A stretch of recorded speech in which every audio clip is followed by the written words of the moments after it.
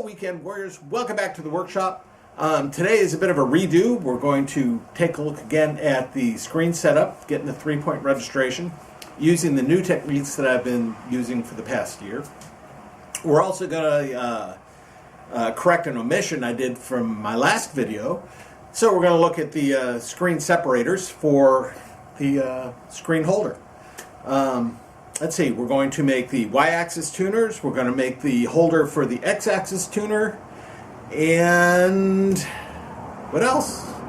Well, whatever else we come up with during this video. So hang on, I'm going to move the camera and we'll get right to it. Okay, from the other day, you may remember this. This is my rotary screen holder. So my screen holders move and get out of my way when I'm printing. This morning, as I was looking through my email, let's see here, I got a message from Todd DeWitt, and Todd asked me, well, how do I keep these guys separated? What do I use to support each screen holder? So what's this doohickey right here? Well, it's a little different than it was the other day, thanks to Todd. So I'm going to come down here and zoom in just a touch.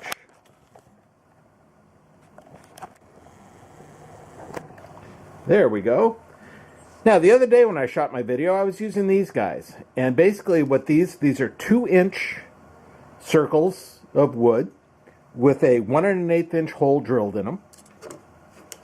And then, well, I've got them kind of glued into place. And then before I put the hose clamp on them, I split them right down the middle. So they would cling to the, wrap around the post and go tight. Well, I was thinking today after my little exchange with Todd, I thought, well, you know what? I've got bandsaws, I've got jigsaws, I've got so many different saws in the garage that it's easy for me to cut out a circle, a nice perfect circle. And then I've got lathes that I can put these things on and smooth them down, so that's what I did with these. But if you're just starting out and you're printing in an apartment or something like that, you don't have access to all those tools.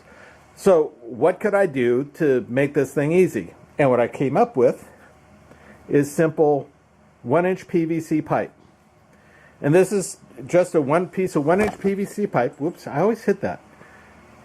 That I cut off about 3/4 of an inch. It really doesn't matter what size you make it, but I just made this one about 3/4 of an inch. And then I took a cut out of the middle. Okay, all I did is run my saw right down through there and left it like that. Now, the 1-inch PVC by itself doesn't fit around a 3/4 inch gas pipe or water pipe. But once you split it and let it open up, it grabs hold very nicely. Then I took a 1 1/4 inch clamp, and this is just a 1 1/4 inch hose clamp, wrap it around, and then on top I sit a very large washer that also fits over a 1 1/4 or a 3/4 inch water pipe. Now I picked these up at just my local hardware store. I didn't even have to go to Home Depot, just the Ace Do-It Center right around the corner from my house. And I was all set up to go in about 10 minutes. So that's all it took me to build these things. And then if we go ahead and zoom back up here, zoom, zoom, zoom, zoom, there's the one on the top. And you see, there's where it is. It holds nice and tight. Not going anywhere. My screen holder fits down on top of it nicely. Doesn't wobble, doesn't wiggle any more than it did before. So there we go. Piece of cake, easy to make, and that takes care of the omission from yesterday. So, like I said, eventually I'll get the plans up on here. I'm using SketchUp now, so I'll be putting SketchUp plans up, and as usual, they'll be free. Now, let's start talking about setting up the screen and all that good stuff. So, once again, another camera change. Stand by. All right, here's the screen. Now, I've already got holes in the other side. As a matter of fact, this one is set up with the old T-nut inserts with JB Weld holding them in. And right now these are holding nice and strong, and I don't need to change these out. Eventually they're going to age and crack out. And when they do, I'm going to convert it over to my other method. But since these are aluminum screens, there's no reason why I have to be limited to just having one side for registration. What if I, well, like I did here, I screwed up my screen, but I filled it in once again with JB Weld, so my screen's still nice and tight and able to use. But what if I want to use this side instead? Well, I can always set up this side for registration also. And that's what we're going to do today. Now, this screen is 20 inches across. My magnets are spaced 11.5 inches across, which means that's 5 3/4 inches off the center, or 4 1/4 inches off of each edge. Now, I've already measured this one out. I've actually got my very own real live, honest to God doweling jig here. Mama was nice to me and let me go out to Harbor Freight and spend some money. So it's got a 1/4 inch dowel insert in here. And to do this, you don't need a whole lot of fancy tools. You need a long 1/4 inch drill bit. This is going to give me my initial cut. Then you need a unibit that'll let you do a 3/8 inch hole. So I'm going to drill a 1/4 inch hole, and then I'm going to widen out this side to 3/8 of an inch. The inside I'm going to leave at a 1/4 inch. And then after we drill out all those, we have to drill one more hole in the corner. Since we're putting holes in a tubular screen, that means when we clean the screen, water's going to be able to get in. So we're going to use another unibit and put in a 3/16 hole in the corner as a drain hole. So I may as well just do it. Now normally I would do this with the screen up toward me from the floor. However, I can't set up the camera to do that very well. So I'm doing it horizontally.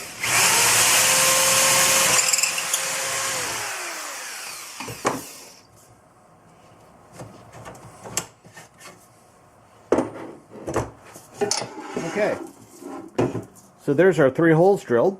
Now I'm going to widen them out and put in the new method of holding the tuners in.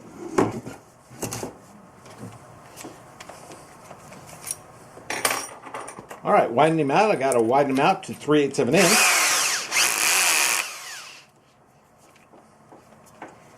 So that is the third step on the step drill here.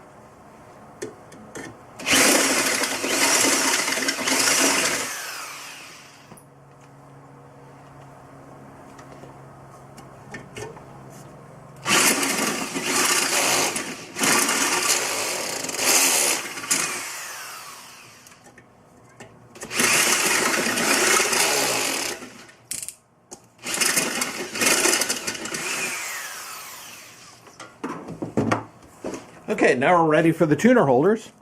And what we're using now, instead of using T-nuts glued in, we're using what's called riv nuts. Now these guys are a rivet with threads on the inside. And they go in just like pop rivets do, and they use basically the same kind of gun that a pop rivet uses. So here we have the riv nut gun. And we'll make sure that it's open all the way.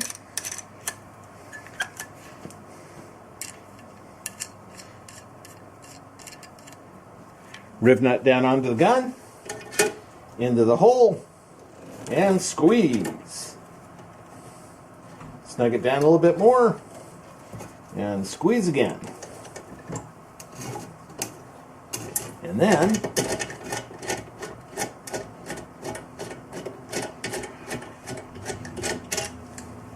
unscrew it, and this guy is ready to receive a tuner.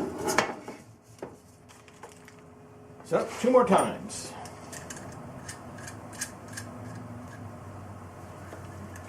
No more messing with glue or modifying tuners for this part anyway. Modifying T-nuts, I should say.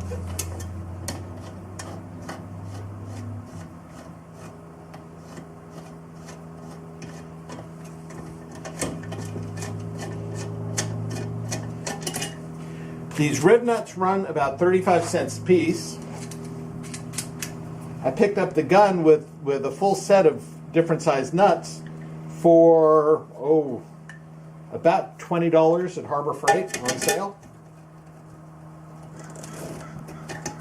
So if you are working with a lot of screens, you can save a lot of time and a lot of energy. Now, I didn't increase the size of the holes in the back, and I'm not going to, because those are going to act as my tension for the threads to keep these things to keep the tuners from being able to move on their own without putting some force behind them. So, screwing this guy in, now I just about never do I line up the rib nut and the back hole perfectly, and I did it here.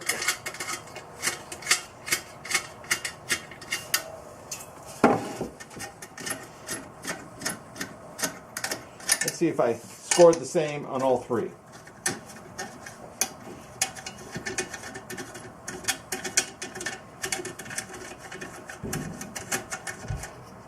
There we go. That one just a little bit of an offset. Not very much. But just enough to add a little bit of tension to the bolt. There we go. This one also I didn't do perfectly, and it's giving me just the right amount of tension on the threads.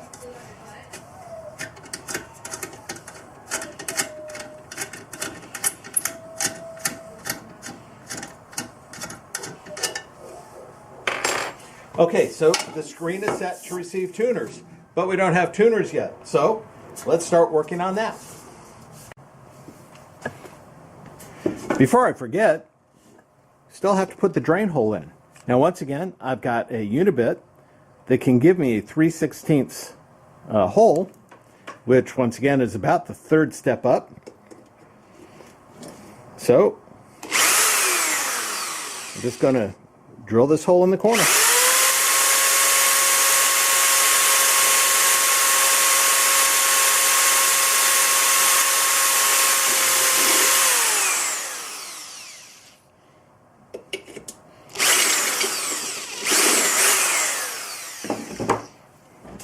And there we go. There's our drain hole. So now when we clean out this screen and water or clean out fluid, whatever, gets into these holes, it's going to drain out this hole while we sit and let the screen dry. All right, now we can go work on the tuners. All right, what I have here is a set of my current tuners.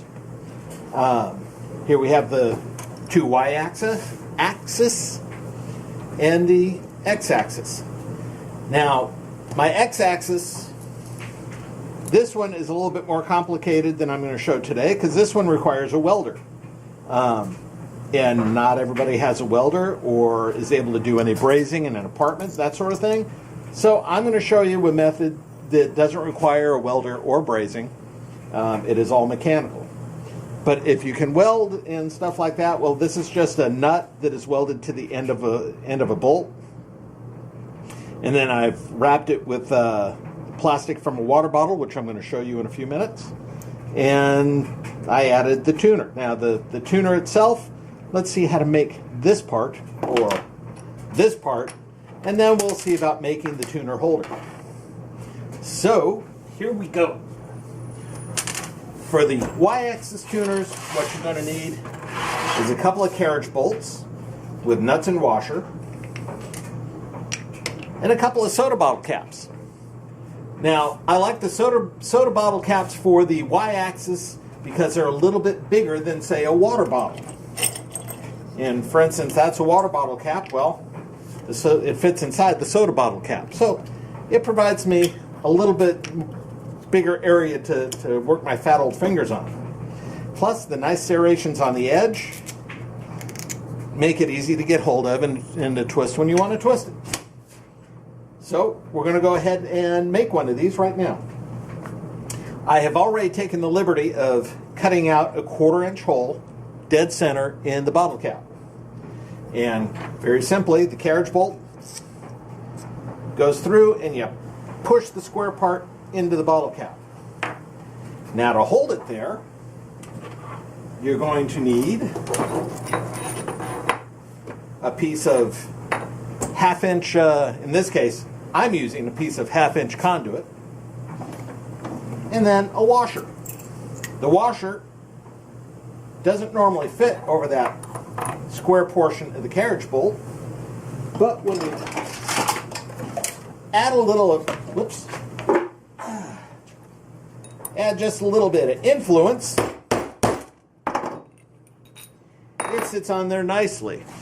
And I'll bring it up here where you can see it. Hopefully you can see that the squares of the washer, or the squares of the carriage bolt, are sitting inside that washer now, kind of jammed in there tight. So that's what's going to keep the bottle cap from spinning mechanically. Now, we're going to fill this thing up with hot glue, but not before we take a nut. Oops. Probably be a good idea to add one more washer. We'll add one more washer, so the nut will press up against the washers nice and firmly. So, might have to get it down there. And add the influence of my wrench.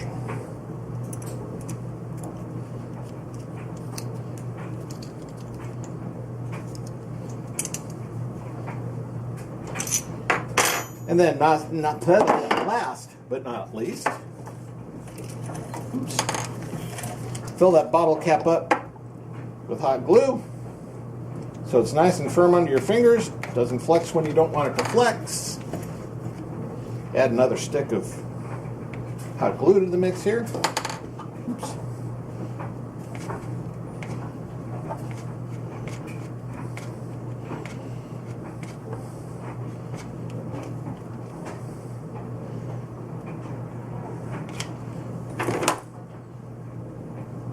Okay, now we can just let that sit and dry, and we'll have ourselves another Y-axis tuner.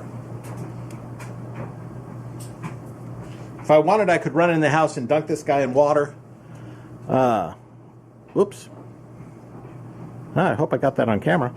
I could dunk this guy in water and harden it up real fast, but there's no reason to do that. So I'm just going to stick it right in that cup there where it's going to sit nice and level and be fine.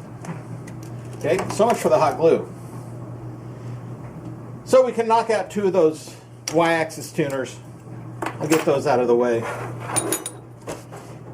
Now let's start to work on the holder for the X-axis tuner. And what you're going to need for that is a 1/4 inch eye bolt and a T-nut. Now the T-nut, we've already knocked the points off of it, so there's nothing sharp down here. It's just nice round part. And then with the eye bolt, what we're going to do is you're going to cut out a section, about a 1/2 inch or so. Not very much. I cut this out using my bolt cutters. You can use a saw, you can use a file, whatever you need to do, but cutting out a little section there. Now let me zoom in on it so we can see it a little bit easier.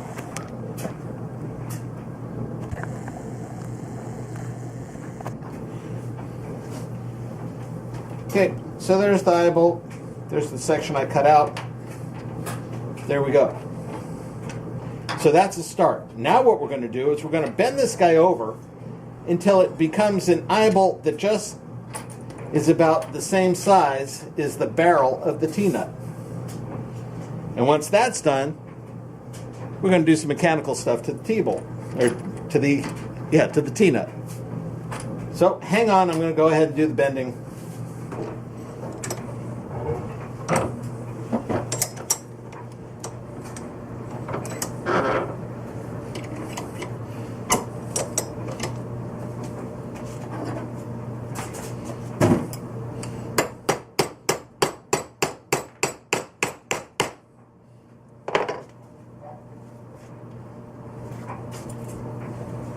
Okay, after a little crushing in my other vise and a little bit of time with my hammer, I've got this thing crushed down to a nice little loop, and you can see it fits that T-nut almost perfectly. Now what I have to do is I have to modify the T-nut in here a little bit so I can make it stay in here without having to weld or use heavy glues or anything like that. So for that, I'm going to need a Dremel tool. All right, here I've got my T-nut, and what I've done is I've threaded a bolt into the bottom of it, about 3 threads. So I've got a nice little gap about halfway up in the T-nut. And this is just basically a depth gauge, tells me where to stop cutting. So I'll stick that down in my vise. Whoopsie. Stick that down in my hobby vise here. Firm that up. And now I'm going to take my Dremel tool with a cutting disc on it. I'm just going to cut once in that axis, once in the other one.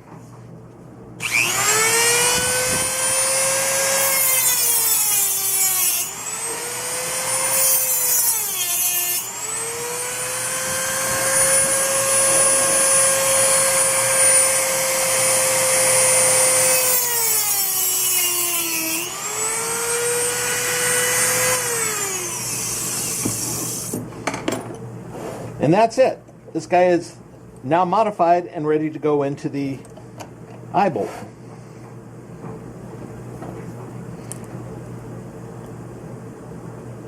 So I can put it, oops, wrong eye bolt. I can put it into the eye bolt here. And once again go back into the vise.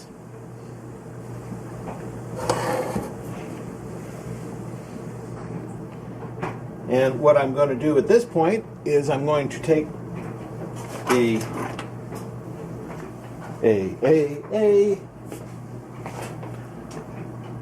punch and a whacking stick, aka a hammer.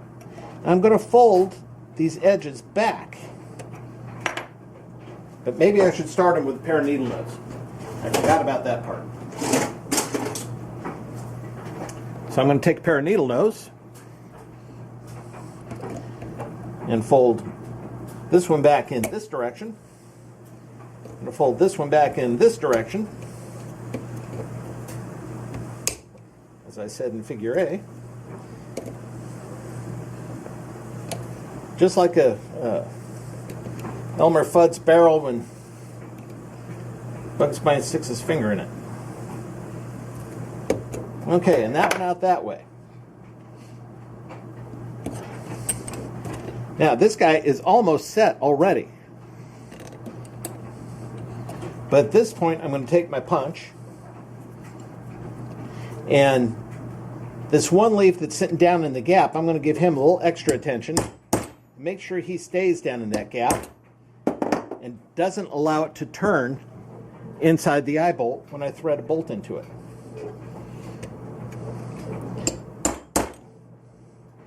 That one back, that one back, this one back, and now it's time to unthread the bolt here and use the little anvil on the back of my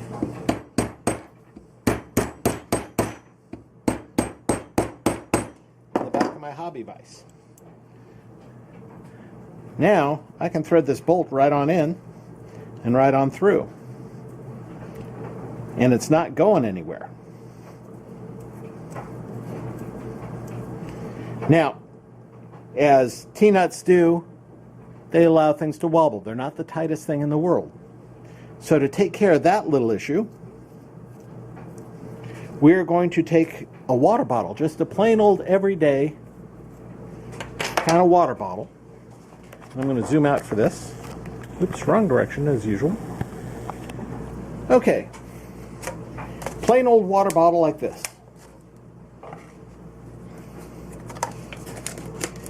Cut, I don't know, 1.25 inch strip out of it and cut it right off just like that. Now I'm going to take it and I'm going to wrap it snugly around said eye bolt.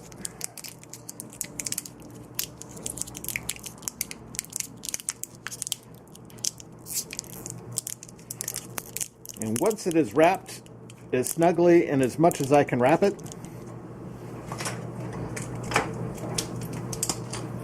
I'll take a clamp and clamp off the top edge to keep it from coming unwrapped.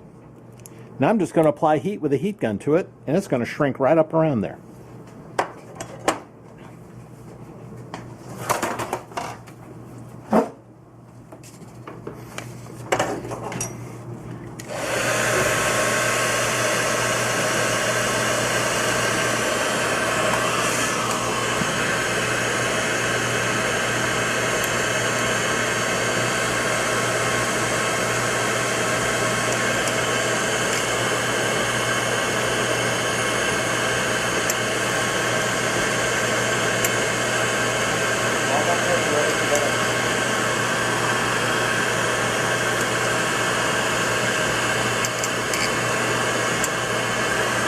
Okay, now I can take the clip off and do the top edge.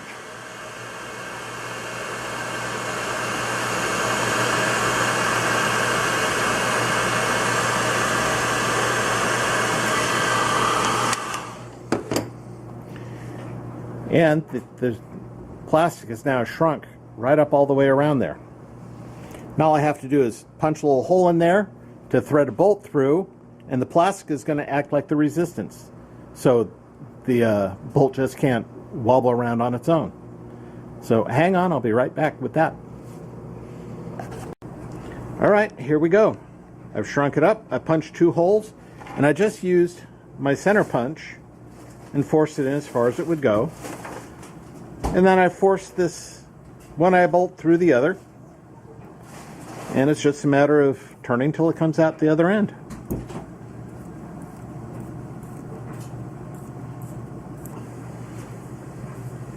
Now I'll trim this excess here off so it's not in the way and flopping when I don't want it to be. But you can see that just touching it isn't going to make it turn. You actually have to force it to turn through there.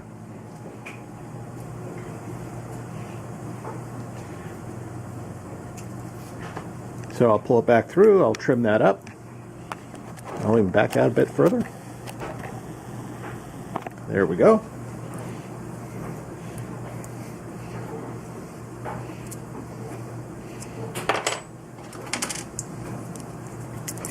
Just a little trim.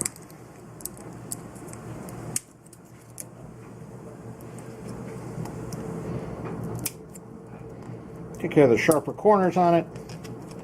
There we go. So, water bottle heat shrink around a T-nut and an eye bolt. And I have the X-axis adjuster holder.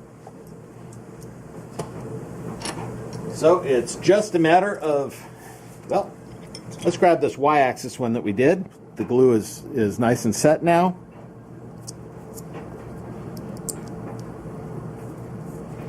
Go ahead and get it started and feed it on through.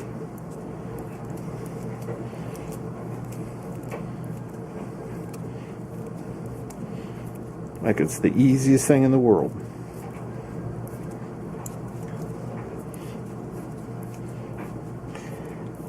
Okay, so this is the adjustment end. This is no longer I'm not using the head of the carriage bolt against the magnet on the press. So what am I going to do for the magnet end?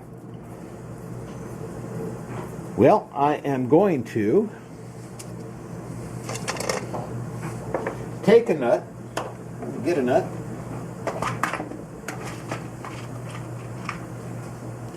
take just a normal 1/4-inch nut and a little piece of electrical tape. I'm going to add that little piece of electrical tape about 2 threads down on from the end of the adjusting bolt. I'm going to wrap it around as many times as I want here. It's basically going to act like a nut stop.